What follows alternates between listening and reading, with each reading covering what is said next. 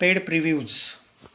जेव्हा काही चित्रपटांचे पेड प्रिव्ह्यूज असतात आणि स्पेशली मराठी चित्रपटांचे जेव्हा पेड प्रिव्ह्यूज असतात, एक्सपेक्टेशन्स असतात की खूप सुंदर चित्रपट असावात. आहे का? तर मी म्हणेल नॉट बॅड कन्सेप्ट. आता यामध्ये एकच सिक्रेट या चित्रपटामध्ये चांगलं मोठंवालं की असं काय आहे या चित्रपटात की जर तुम्ही ट्रेलर बघितलं असेल बाय द वे, की सगळं सुंदर होतं, सगळं चांगलं चाललं होतं.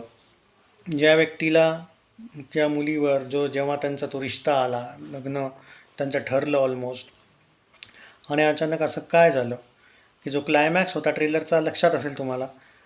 ट्रेलर बघून ॲक्च्युली तो खूप दिवस झाले आता, पण तरी मला जेवढं लक्षात आहे की तो सीन मला लक्षात आहे. कारण की असं काय झालं की त्याला एकदम त्या मुलीविषयी राग आला आणि त्याला ती ओव्हरऑल घरात नाही पाहिजे. तर त्यामागे काय रिझन आहे? हाच एक सगळ्यात मोठं तुम्ही म्हणू शकता की एक पर्टिक्युलर रिझन आहे म्हणजे त्यामागे. तर ते काय, त्यासाठी हा चित्रपट तुम्हाला बघावा लागेल. पण आता माझं एवढं मत आहे मराठी चित्रपटांविषयी, कारण मराठी चित्रपट, बरेचसे चित्रपट आजकाल खूप चांगले चालले आहेत, कलेक्शन्स वगैरे पण, आणि ओव्हरऑल त्यांना रिस्पॉन्स पण चांगला मिळतो आहे ऑडियन्सकडून. तर आता प्रश्न हा आहे ना मग की हा जो क्लायमॅक्स आहे, क्लायमॅक्स म्हणण्यापेक्षा जेव्हा काही गोष्टी उघडतील,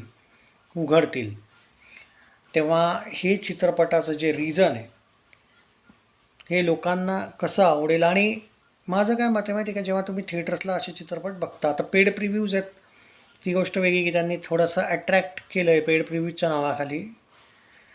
पण चित्रपटाचा जो विषय आहे तो क्लिअरली याआधी तुम्ही बघितला आहे. म्हणजे इट जस्ट दॅट की तुम्हाला असं वाटतं आहे की काहीतरी खूप डिफरंटच सिक्रेट आहे, यापुढे तुम्ही या आधी कधी असं नाही बघितलं, असं बिलकुल नाही आहे. इट जस्ट दॅट की मला स्पॉइलर फ्री बोलायचं आहे म्हणून मी याविषयी काही जास्त बोलत नाही. पण काही जास्त किरकोळ सिक्रेट आहे रे, म्हणजे थिएटरलाच बघितलं पाहिजे, ओ टी टीवरही तुम्ही बघू शकता, असं काही नाही की थिएटरलाच बघितलं पाहिजे. ऑन सिरियस नोट, कॉमन आहे ही गोष्ट, कॉमन इन द सेन्स आजकालच्या काळात.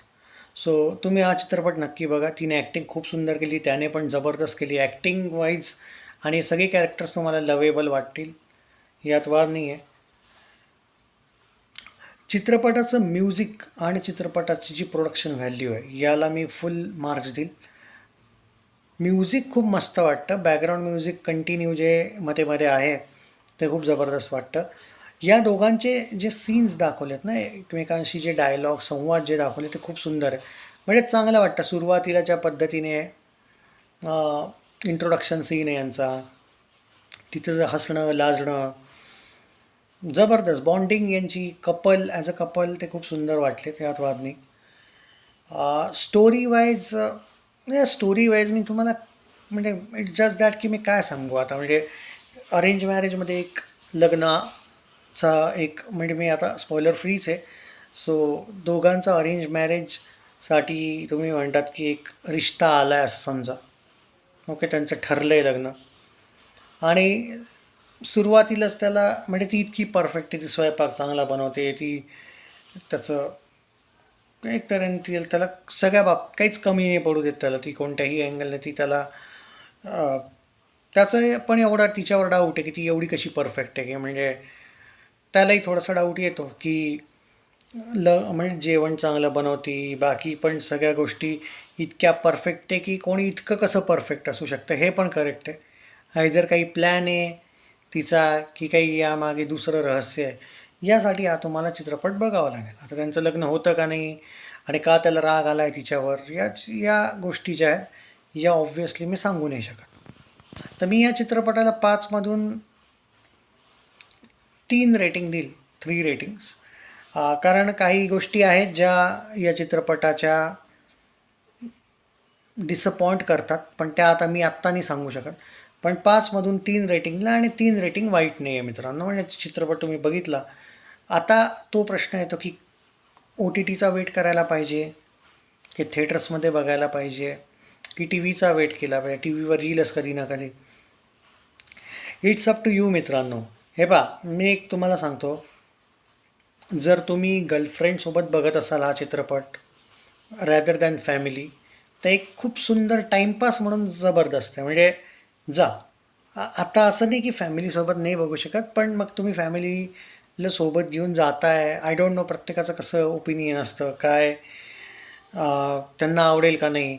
पण हां, जनरल बघायला गेलं तर यांची जी बॉन्डिंग आहे ना, ती खूप छान वाटली मला. म्हणजे स्टील फॅमिलीपेक्षा मला असं वाटलं की तुम्ही तुमच्या पार्टनरसोबत जाल तर तुम्हाला हा चित्रपट नक्की आवडेल. म्हणजे त्यांची ती बॉन्डिंग, त्यांचे ते डायलॉग्स, संवाद, त्यांचं ते प्रेम जे म्हणजे आवडेल तुम्हाला. सो आय थिंक मी तर तुम्हाला तसं रेफर करेल. आणि चित्रपट तुम्हाला हां, ते जे रहस्य आहे त्याविषयी मी काही सांगू नाही शकत की काय खरंच काही आहे की यांनी अजून बनवलं आहे आपल्याला, काही नाहीच आहे त्यामागे. असं मी काही सांगणार नाही आहे. कधी-कधी मी पण मलाही मुद्दाम जेव्हा स्पॉइलर फ्री बोलायचं असतं, तर मी मुद्दाम स्पॉयलर्स खूप जास्त कधी-कधी अतिशयोक्ती पण करतो. I agree with this. पण नाही आहे थोडं ठीक आहे. स्लो वाटतो काही ठिकाणी चित्रपट, पण माझं तरी म्हणणं आहे की प्रत्येक वेळेला असं का की ॲक्शन मूव्ही आहे तरच थिएटरला बघा, कॉमेडी चांगल्या लेवलची आहे तरच थिएटरला बघा. द्या अशा चित्रपटांना पण चान्स, असं माझं मत आहे. कारण हा चित्रपट मला डिसअपॉइंट तर नाही करत आहे. म्युझिक चांगलं आहे, गाणं ओके आहे,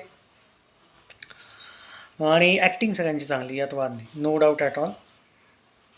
आणि त्या मुलीचा गोडवा, ज्या पद्धतीने तिचं वागणं म्हणा, तिची ती स्माईल, तिचं ते जो प्रेझेन्स होता ना डायरेक्टरने म्हणा, ॲक्टर समोर, त्यामुळे म्हणा एक तऱ्हेने ज्या पद्धतीने तो तिचा स्क्रीन प्रेझेन्स होता खूप सुंदर वाटला.